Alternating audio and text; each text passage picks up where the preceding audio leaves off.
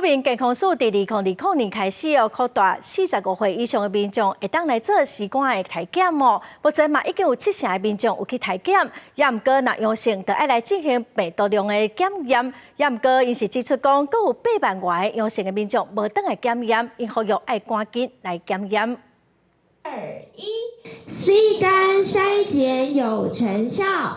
肝癌是2023年国人10大死因第2名，有8成肝癌患者来自 B、C 型的肝炎，慢性肝炎也可能发展做肝硬化，是健康的威胁。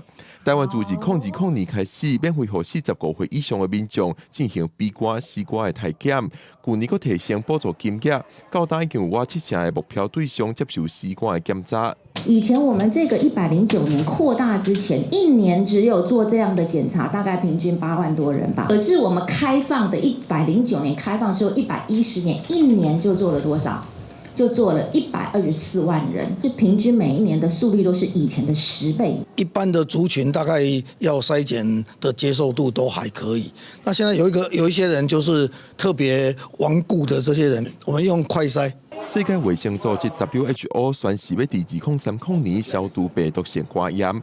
台湾希望透过体检支持治疗这款方式，提早伫今年达成 WHO 的目标。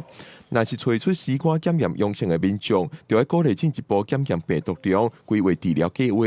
但是国健署指出，要有8万外的C肝体检阳性民众，要被接受病毒量的检验。会分2个部分，一个是请医疗机构这边来帮忙协助把他们找回来；第二个就是说，我们也会请县市的卫生所跟卫生局来帮忙希望能够把这些人通知他们及早回到我们医疗机构来做确诊的动作。 国健署分析，因为部分C肝体检阳性的民众，可能感觉家己无症状，就未去进行第2步的病毒量检验。国健署强调，后一步因会主动透过医疗机构、卫生单位通知者已经知影是C肝体检阳性的民众，请因赶紧转来进一步检查。